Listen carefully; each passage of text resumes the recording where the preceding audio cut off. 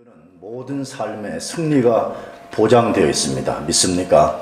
이건 성경의 대선언입니다. 우리 그리스도인들은, 그리스도 안에 있는 그리스도인들은 모든 삶에서 승리가 보장되어 있다라고 성경이 말씀합니다. 그런데 우리가 때때로 삶에서 실패하는 것을 경험하게 됩니다. 왜? 성경은 분명히 모든 삶에서 우리가 승리할 수 있다고 말하는데 우리 그리스도인들이 때로 실패하는가 하는 것입니다. 그 이유가 무엇일까요? 그것은 크게 두 가지일 것이라고 생각이 들어요. 하나는 우리 스스로의 잘못된 선택과 또 하나는 사단의 속임에 넘어가기 때문이라고 생각합니다. 우리의 잘못된 판단과 사단이 속이는 이 공통점이 있습니다. 그 공통점은 하나님의 뜻을 따라 살면 우리가 불행해지고 자유가 없어지고 치열한 이 시대 속에서 살아날 수 없다고 생각하게 만드는 것입니다. 하나님의 말씀은 우리 시대의 문제와 이 시대 속에서 살아나는 우리 삶의 문제를 해결할 수 있는 유일한 대안이 될 수 없다고 생각하게 만드는 것입니다. 이것이 우리 스스로의 잘못된 판단 혹은 사단이 우리를 속이는 것입니다. 야, 너 하나님 말씀대로 살면 너 그거 이 시대에 도움도 안 돼 라는 식으로 우리를 속이는 것입니다. 그래서 그 속임에 넘어가서 그 길을 따르게 되면 반드시 어떤 결과에 직면하게 됩니다. 그것이 무엇이겠습니까? 과감히 하나님의 뜻을 버리고 세상 방법을 가지고 세상 속으로 나아가는 것입니다. 그 대표적인 사람이 아브라함이었습니다. 하나님의 명령에 순종해서 약속의 땅에 도착했을 때 그 땅에 기근이 찾아왔습니다. 주목해야 됩니다. 제가 몇 주간 말씀드렸습니다. 그냥 자기가 임의로 간 땅이 아니었습니다. 하나님이 지시한 땅에 하나님 말씀에 순종해서 도착했음에도 불구하고 그 땅에 기근이 찾아왔습니다. 그때 아브라함은 생각한 것입니다. 다른 것은 하나님이 해결할 수 있지만 이 기근만큼은 어찌할 수 없을 것이라고 생각했습니다. 그래서 아브라함이 자신이 판단을 내린 것입니다. 지금 이 상황에서 내가 사는 길은 이 약속의 땅 이런 것이 중요한 것이 아니라 지금 내가 볼 때에 살 수 있는 길은 애굽으로 내려가는 것이라고 생각했습니다. 그래서 애굽으로 내려가기 위해서 하나님이 주신 약속의 땅을 버려버렸습니다. 약속의 땅을 떠나면서 동시에 하나님의 뜻과 말씀을 버려버렸습니다.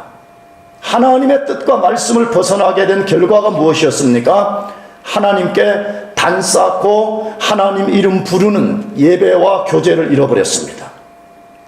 거짓과 속임을 통해서 자신의 목숨을 부지하는 삶을 살게 되었습니다. 자신이 어떻게 하면 될 것이라고 계획을 세웠지만 자신의 계획대로 되지 않고 자기 부인을 빼앗기는 절대절명의 위기에 빠졌습니다. 이방인들에게 하나님을 증거하는 삶이 아니라 그들로부터 책망받는 삶으로 돌변해버렸습니다. 가나안 땅에서는 어려웠지만 이방인들 앞에서 단을 쌓고 여호와의 이름을 불렀다라고 분명히 기록되어 있습니다. 그런데 자기 눈에 보기에 풍성한 애굽 땅에 내려가는 순간부터 하나님을 증거하는 삶이 사라져버렸습니다. 아브라함은 하나님의 도움 없이는 그 상황에서 빠져나올 수 없는 아주 치명적 위기 속에 떨어졌습니다. 잘 생각해 보세요. 아브라함이 기근을 피하기 위해서 쉽게 하나님의 뜻을 버리고 애굽에 내려갔을 때 아브라함의 삶은 명백한 실패의 삶이었습니다. 너무 큰 고통과 수치를 경험한 삶이었습니다.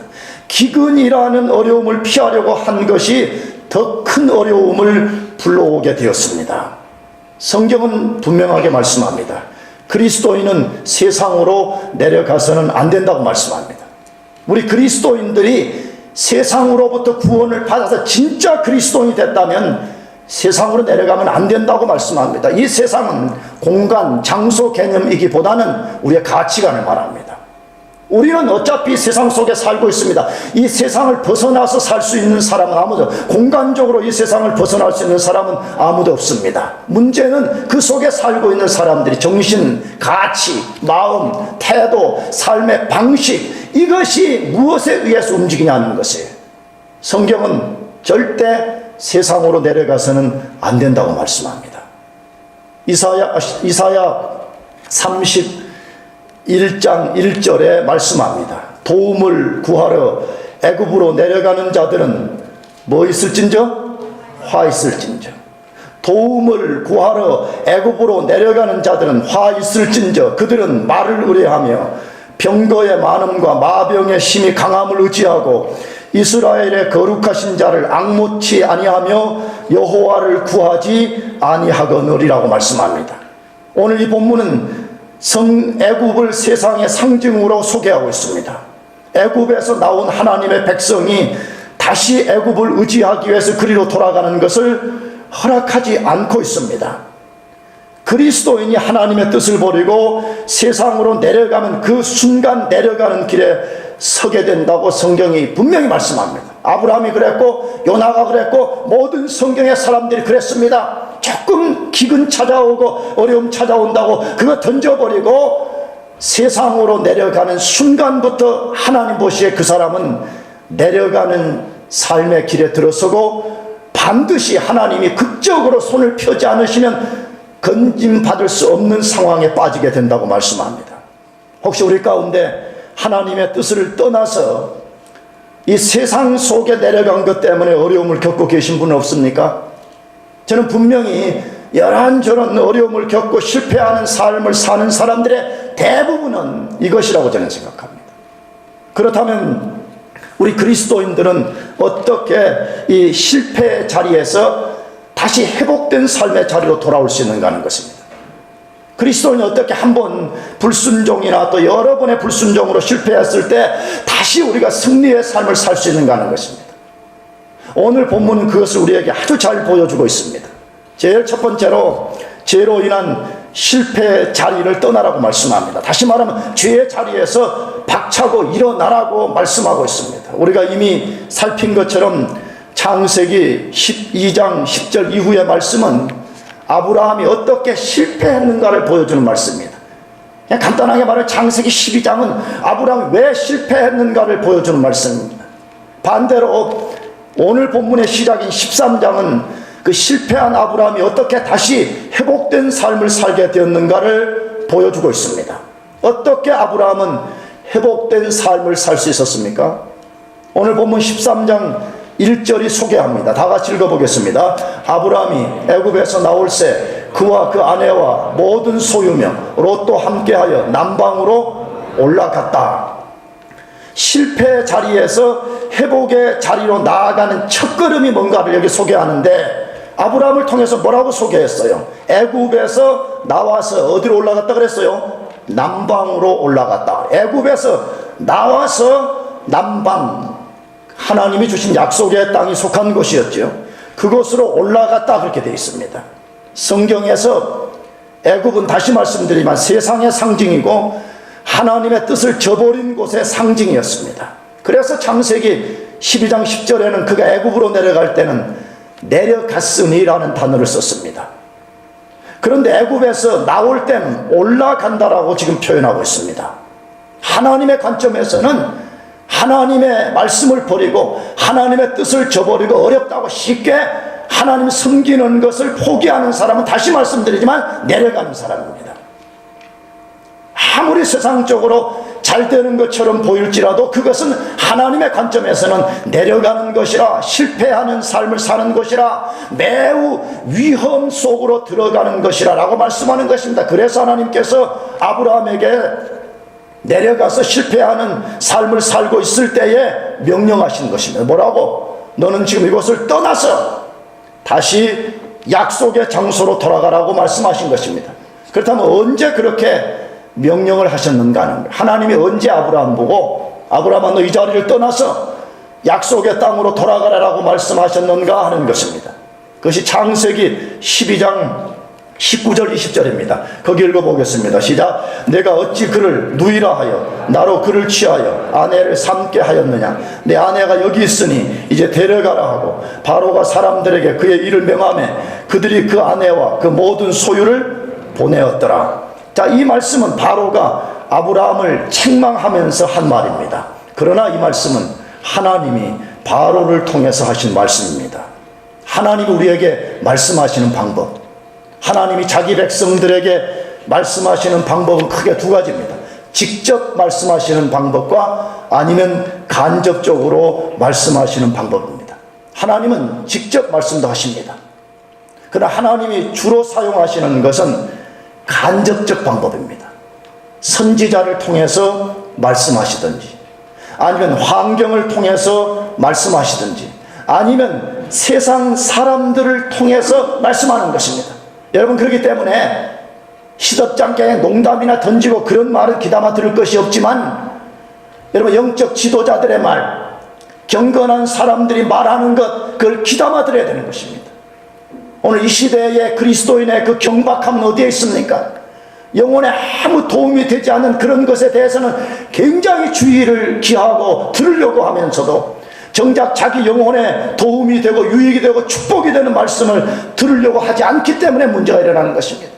하나님이 바로를 통해서 말씀하시는 것입니다. 성경은 사랑을 통해서 말씀한 경우가 많이 기록되어 있습니다. 그것이 지난번에도 인용했던 요나 경우입니다. 요나가 하나님께 불순종하고 도망가다가 하나님이 풍랑을 통해서 환경이라는 풍랑을 통해서도 말씀하는데 얼마나 강팍해져 버렸는지 못 듣는 거예요. 여러분, 어떤 사람이 불행한 사람인 줄 알아요? 공부 못하는 사람, 돈 없는 사람, 그런 사람이 아니라고 나는 생각해요. 하나님이 풍랑을 통해서도 말씀하는데 그것을 못 듣는 거예요. 왜? 그 말씀 듣는 귀가 없어져 버린 거예요. 그 말씀 깨닫는 이지가 이 돌덩어리처보다 강해진 거예요. 낫덩어리보다 더 무거워진 상태에 있기 때문에 하나님이 풍랑을 통해서도 말씀하시는데도 못 듣는 거예요. 그래서 하나님이 선장을 통해서 말씀하신 거예요.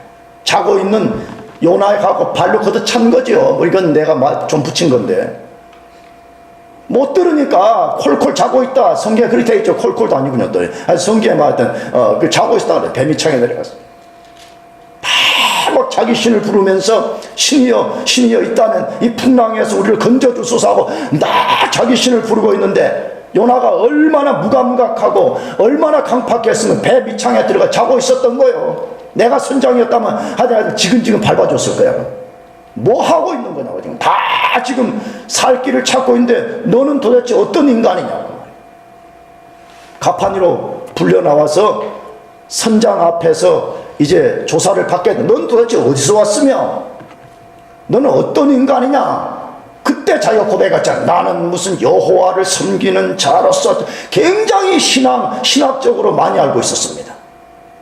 굉장히 입만 열면 하나님에 대해서 쫙 말하는 그런 사람이었습니다. 나중에 선장이 알았어. 너 때문에 이 풍랑이 일어났구나.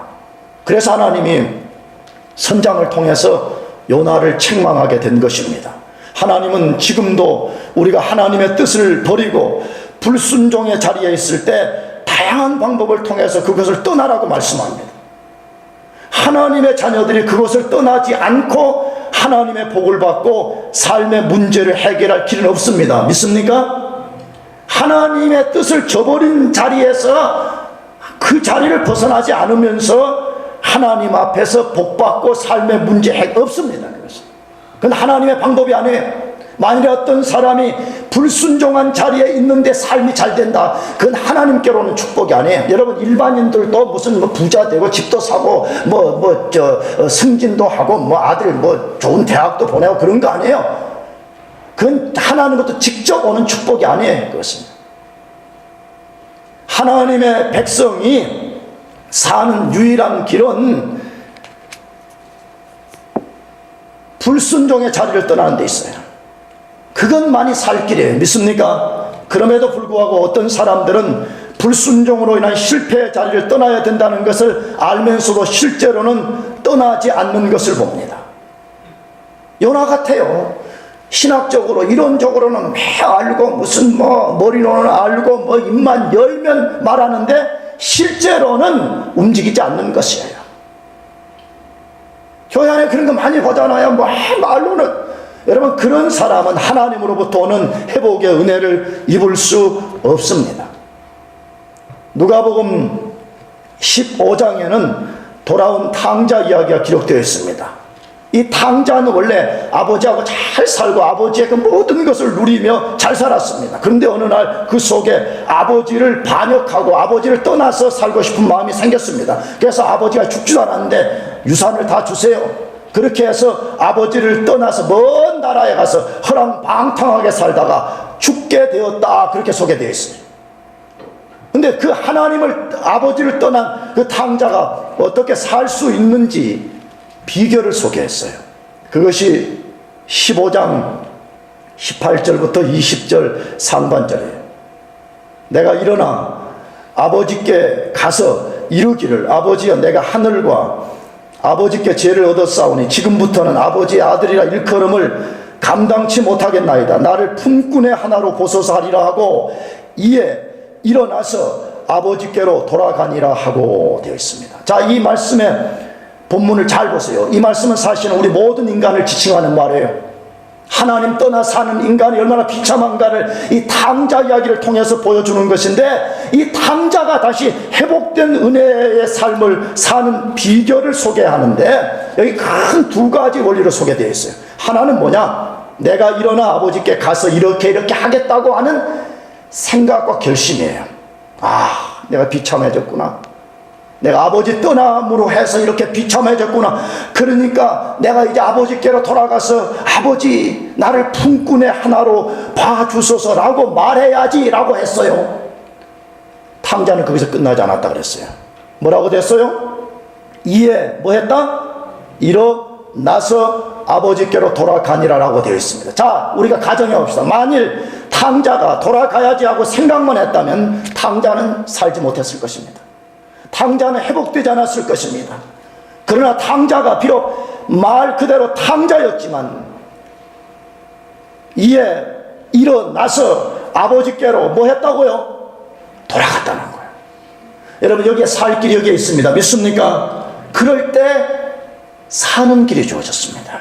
우리가 불순종으로 실패할 수 있습니다. 우리 그리스도인들이 완전하지 않기 때문에 이런저런 실패할 수 있습니다. 문제는 실패가 아니라 깨닫고 그 자리를 박차고 떠날 수 있는가 하는 것입니다. 사랑하는 교우 여러분, 우리 삶의 문제는, 우리 삶이 얼마나 지금 어렵냐가 문제가 아닙니다. 중요한 것은 혹시 내가 잘못으로 인해서 이런 문제가 일어났다면 이 자리를 박차고 일어나는 데 있습니다. 떠나는 데 있습니다. 그것을 믿으시길 바랍니다. 두 번째로, 어떻게 우리가 실패해서 회복된 삶을 살 수 있습니까? 하나님이 명하신 자리로 돌아가야 하는 것입니다. 하나님이 명령하신 그 자리로 돌아가는 데 있습니다. 우리가 때로 불순종으로 인해서 삶에서 실패할 수 있습니다. 그럴 때 자기의 잘못을 깨닫고 그 자리를 떠나는 것은 매우 중요합니다. 다시 말씀드립니다. 분명히 불순종의 자리에 있음에도 불구하고 그 자리를 떠나지 않으면 회복의 길은 열어지지 않습니다. 그런데 떠나는 것 못지않게 중요한 것이 있습니다. 어디로 돌아가느냐입니다. 내가 그 자리를 박차고 일어나서 떠나는데 어디로 가느냐 하는 것입니다. 그럼 어디로 돌아가야 되는 것입니까? 오늘 본문은 아브라함이 돌아간 곳을 통해서 우리가 돌아가야 될 것이 어딘가를 보여주고 있습니다. 창세기 13장 3절에서 4절 말씀입니다. 다 같이 읽어보겠습니다. 시작. 그가 남방에서부터 발행하여 베델에 이르며 베델과 아이 사이에 전에 장막 쳤던 곳에 이르니 그가 처음으로 단을 쌓은 곳이라. 그가 거기서 여호와의 이름을 불렀더라. 자, 아브라함이 어디로 돌아갔다라고 말씀하고 있습니까? 오늘 본문에 보니까 자기가 떠나왔던 곳, 즉 하나님께서 명령하신 곳으로 돌아갔다라고 되어 있습니다. 그러면 그곳이 어떤 곳이었습니까? 오늘 두 단어를 주목해야 됩니다. 하나는 전에 뭘 쳤던 곳이라고요? 장막을. 전에 장막을 쳤던 곳이고, 또 하나는 처음 단을 쌓고 여호와의 이름을 불렀던 곳이라 라고 말씀하고 있습니다. 여러분, 전에 장막을 쳤고 처음에 단을 쌓은 이곳이 어떤 곳이었습니까? 하나님을 예배하고 하나님의 이름을 부르면서 하나님과 교제하고 하나님의 이름을 증거하는 삶을 살았던 것입니다. 여러분, 이것은 우리 그리스도인들에게 사활을 거는 생명과 같은 것입니다.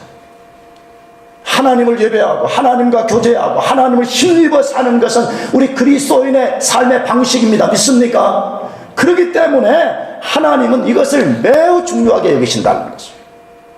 하나님이 보실 때 위대하고 중요한 것이 뭐냐? 다시 말씀드려요. 공부 잘하고, 물론 공부하지 말라고 하는 말이 아니에요. 내가 지난주에도 말씀드렸죠. 하나님이 보실 때 중요한 것은 그런 것이 아니에요. 만일에 보세요. 그냥 단순한 논리적으로 생각해. 만약에 공부 잘하는 사람만 하나님 나라에 필요하다 그러면 기분 나쁘게 들을 거 없어요. 펜스테이트는 필요 없어요. 더 좋은 학교가 많기 때문에. 인물이 좋고 세상 지혜가 많고 돈이 많은 사람을 하나님 나라에 필요한다 그러면, 다시 말해서 여기 있는 사람 아무도 필요한 사람이 없어. 내가 보니까 돈 많은 사람들이 많지도 않아. 지난주에 내가 인물 좋은 사람도 없다고 그랬는데 너무 또 심하게 말했나, 밭에 가 밥 매다가 회개했어요. 아이, 너무 또 심하게 말했나.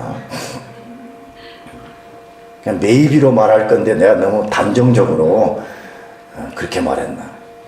사실이었는데 기분 나쁠 거 없어. 사실이야. 그런 일이 안 일어나잖아. 여러분 지금 스테이트 칼리 돌아다녀도 막 안 일어나잖아. 우리 도희가 너무 이쁘고 막 신하가 너무 이쁘고 막 또 좀 더 들먹여줘요. 해수 예진이 막 너무 이뻐가지고 우리가 그 남자친구들 다 죽이고 저 여자들 빼앗자. 그런 일이 안 일어나잖아 지금.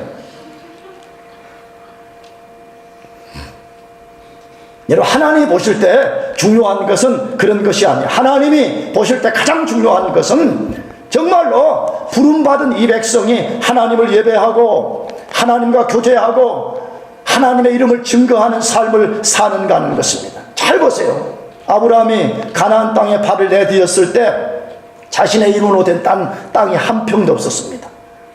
이방인들이 가득한 땅이었습니다. 하나님이 그 속에 아브라함을 들여보낸 것입니다. 만일에 하나님이 아브라함 땅만이 얻는 것을 목적으로 했다 그러면 갈대아우르에서 아브라함을 부를 필요가 없죠. 하란의 그 많은 땅을 차지하게 할 수 있었겠죠. 하나님의 목적은 많은 땅을 차지하는 데 1차 목적이 있었던 것이 아니라 그 죽음의 땅, 어둠의 땅, 생명이 없는 그 속에 들어가서 너가 예배하고 하나님의 이름을 부르는 것을 통해서 살아계신 하나님을 증거하라고 그렇게 하신 것입니다. 그래서 하나님은 때때로 아브라함도 그렇지만 우리들에게 우리가 잘 이해되지 않는 세상 속에 살게 하실 때가 있습니다. 그 이유가 무엇입니까? 그 속에 돈 많이 벌으라고요? 그 속에 세상의 어떤 권세와 명예를 손에 넣으라고요? 아닌 것입니다. 하나님 그 속에 들어가서 단을 쌓으라는 것입니다. 하나님이 만왕의 왕이시라는 것을 예배하라는 거예요. 할렐루야.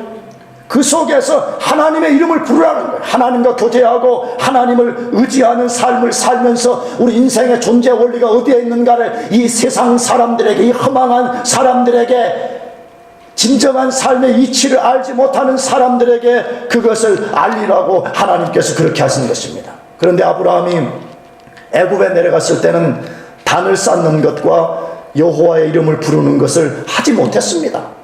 잘 기억해야 됩니다. 하나님의 뜻을 벗어나거나 하나님의 말씀을 버리면 예배와 교제하는 것은 불가능하게 되어 있습니다. 불가능하다고 성경이 말해요. 근데 많은 사람들이 생각하죠. 목사가 그러면 안 된다고, 그렇게 살면 안 됩니다 이렇게 말하는데 속으로는 그러죠. 아, 그거는 목사님 이야기고 나는 하나님 뜻을 벗어나고 말씀 없어도 난 얼마든지 그 속에 가서 내가 혼자 하나님을 예배하고 하나님의 이름을 부르고 하나님과 교제하며 살 수 있습니다. 진짜 그렇게 하는 사람들이 있어요. 꼭 무슨 교회 공동체를 나가야 됩니까? 나 얼마든지 저는 타락하지 않고 그렇게 할 수 있습니다. 며칠은 될 수 있습니다. 하나님의 뜻을 벗어나는 순간, 하나님의 말씀을 버리는 순간 누구든지 예배와 하나님과 교제하는 것은 불가능하게 되어 있습니다. 물과 기름이 섞일 수 없는 것처럼 하나님의 뜻밖에 있는 사람은 하나님이 원하시는 삶을 살 수가 없기 때문에 그런 것입니다. 사랑하는 교우 여러분, 하나님을 예배하고 그분과 교통하는 자리로 돌아가시기 바랍니다. 돌아가야 됩니다. 하나님께로 돌아가야 됩니다. 이것이 참 회개이고 이것이 승리의 비결입니다. 여러분, 그리스도인들이 사는 삶의 방식은 세상 사람들과 다릅니다. 그리스도인들이 세상에서 승리하는 비결은 세상 사람들과 다른 것입니다. 그러므로 그리스도인들이 사는 길은 하나님께로 돌아가는 데 있습니다. 그럼에도 불구하고 이런 사람들이 있습니다. 자신이 불순종해서 실패의 삶을 산다는 것을 알고 잘못을 반성하며 잘못된 자리에 있다는 것을 깨닫고 그 자리를 떠나는 사람들이 있습니다. 그런데 문제는 잘못된 곳으로 돌아가는 것입니다. 잘못됐다는 거 알고 돌아가는데 잘못된 곳으로 돌아간다는 건 어디로 돌아가는 것이에요? 자신의 생각을 의지하며 사는 삶의 자리로 돌아가는 것입니다. 여전히 세상 것을 의지하는 자리로 돌아가는 경우를 말하는 것입니다. 겉모습은 죄의 자리를 떠나서 하나님 앞으로 나가는 것처럼 보이지만 실제 내면은 여전히 자기 생각과 세상의 방식으로 사는 삶의 자리로 돌아가 버리는 사람들이 너무나 많습니다. 앞에서 언급한 탕자의 경우를 다시 생각해 봐야 됩니다. 그가 만일 옛 자리를 떠나기는 했지만 아버지께로 돌아가지 않고 다른 곳으로 돌아갔다면 살 수 없었을 것입니다. 내가 너무 비참하다, 내가 이 자리를 박차고 일어나야지 하고 일어나긴 났지만 아버지께로 돌아가지 않고 다른 곳으로 갔다면 탕자는 영원히 사라지고 말았을 것입니다. 그러나 아버지께로 돌아가게 될 때 살 길이 일어났습니다. 어떻게 아버지께 돌아갈 때 살 길이 일어났어요? 누가복음 15장 20절 다 같이 읽어보겠습니다. 시작. 이에 일어나서 아버지께로 돌아가니라. 아직 상거가 먼데 아버지가 저를 보고 측은히 여겨 달려가 목을 안고 입을 맞추니라. 제가 언젠가 몇 년 전에 이 본문 가지고 설교하다가 한번 말씀드린 적이 있어요.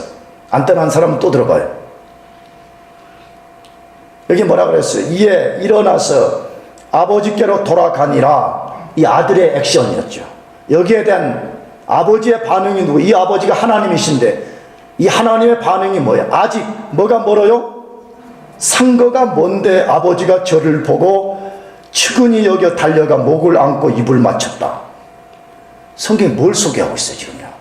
아니 상거가 먼다 멀리 떨어졌다는 거거든요.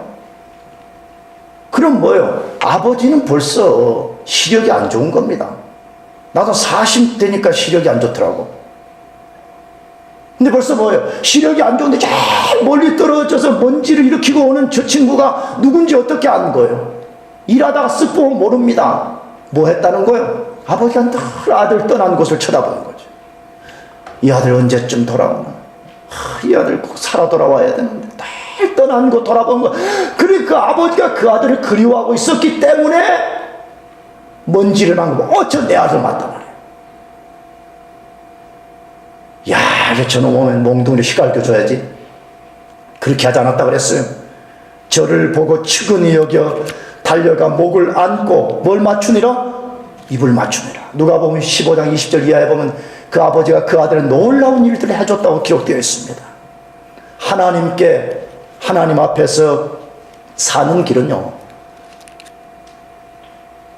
자기 생각으로 돌아가는 데 있지 않아요. 자기 방식으로 돌아가는 데 있지 않아요. 하나님 그분에게 돌아가는 데서 할렐루야. 이걸 깨뜨려야 돼. 얼마나 많은 사람들이 하나님은 하나님 그분께로 돌아오기를 원하는데 하나님께로 안 돌아가는 사람들이 있어요. 그냥 문제 해결만을 원하고 문제 해결 그것만 위해 돌아가겠다고 하는 사람 하나님 안 속아요. 하나님께로 돌아가시기를 축복합니다. 마지막 세 번째로 어떻게 우리가 회복된 삶을 살 수가 있습니까? 새롭게 받은 삶의 자리를 반드시 지켜내야 됩니다. 예수님을 예수님 믿고 구원받은 성도는 누구든지 새로운 삶을 살 수가 있습니다. 이게 복음입니다.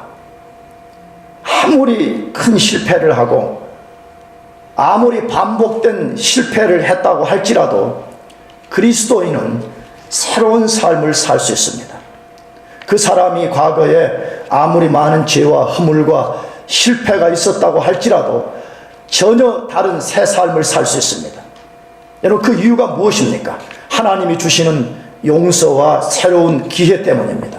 하나님은 누구든지 자신의 죄를 깨닫고 죄의 자리에서 떠나서 하나님께로 돌아오기만 하면 용서하시고 새로운 기회를 주십니다. 이것이 하나님과 사람의 다른 점입니다. 오늘 본문 창세기 13장 4절을 다시 읽어보겠습니다. 시작. 그가 처음으로 단을 쌓은 곳이라 그가 거기서 여호와의 이름을 불렀더라. 하나님은 아브라함이 죄의 자리를 떠나서 예배의 자리로 나올 때 그의 죄를 용서하고 그를 받아주셨습니다. 방금 읽은 이 4절 이하를 보면 아브라함은 다시 하나님께 예배하고 단을 쌓는 삶을 계속해서 살았다고 소개되어 있습니다. 왜 그렇게 할 수 있었어요? 어떻게 그렇게 할 수 있었어요? 하나님이 그의 죄를 용서하시고 그에게 새로운 기회를 주셨기 때문에 가능했던 것입니다.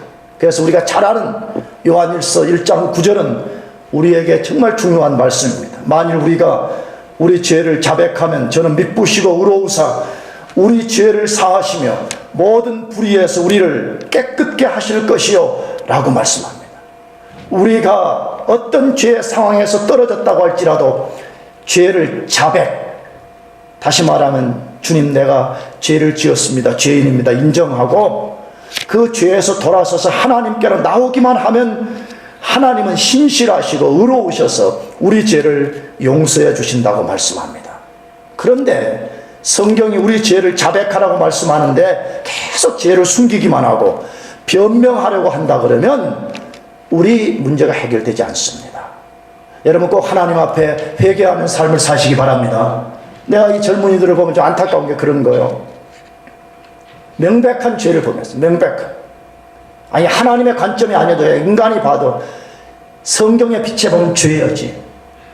근데 죄에 대해서 무감각하고 죄에 대해서 너무나 민감하지 않기 때문에 그 죄를 범하고도 뻔뻔한 거예요. 로마서 1장 18절 이하를 읽어보세요. 죄 가운데 있는 인간의 특성은 뻔뻔함이라고 그러거든요. 너무 추악한 죄를 짓고도 아무렇지 않은 듯이 교회 나오고, 내가 종종 고백해. 나도 완전한 인간, 나도 불완전하고 나도 추악한 인간이긴 하지만 나는 바꿔놓고 말해. 나는 내가 만일에 그랬다면 나는 내 교회 목사를 나는 제대로 못 쳐다볼 거라 나는 그렇게 말해요. 어떻게 자기의 영혼의 목자인 목사가 자기 죄의 그 실상을 다 알고 봤는데 어떻게 회개한 적도, 나는 회개하면 누구나 용서할 각오가 되어 있습니다. 하나는 아니요. 아주 뻔뻔합니다. 그러니까 그런 사람들은 내가 보기엔 하나님 누구신지 모르는 거예요.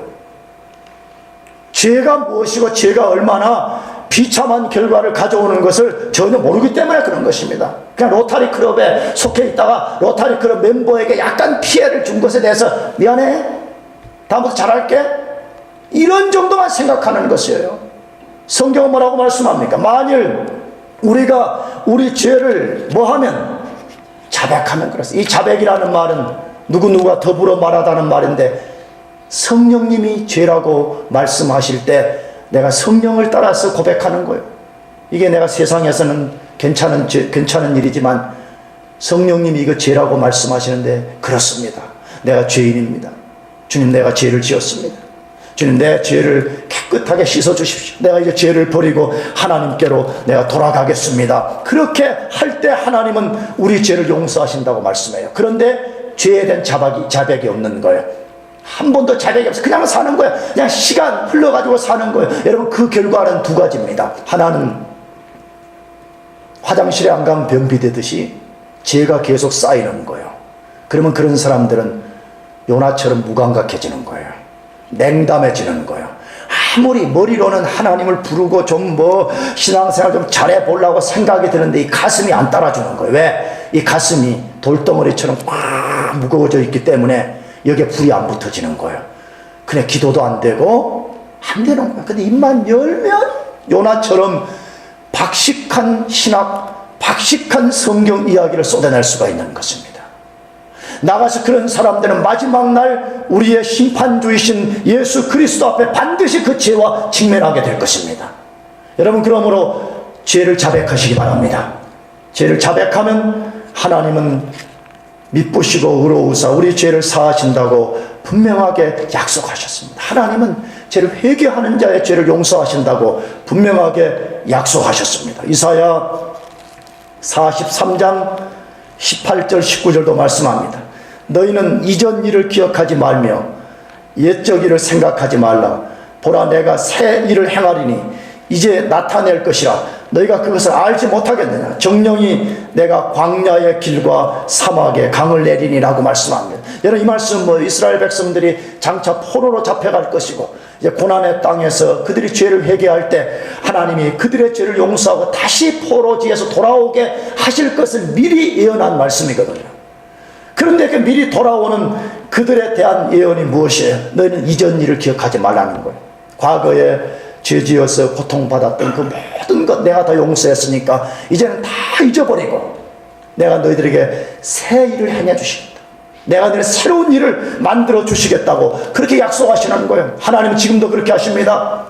우리가 하나님께로 돌아가면 하나님이 우리 죄를 용서하시고 더불어 우리에게 새 일을 행해 주십니다. 믿으시기 바랍니다. 새 일을 행해 주세요. 그러므로 새 일을 부여받은 우리가 하나님 앞에서 바르게 살아야 됩니다. 아브라함은 실패의 자리에서 돌아와서 그는 하나님이 새로운 기회를 주셨을 때에 그는 거기에 합당한 삶을 살았다라고 소개되어 있습니다. 우리가 다음 주에 다루겠지만 그 합당한 삶을 산 것이 무엇이에요? 예배의 삶을 살았고요.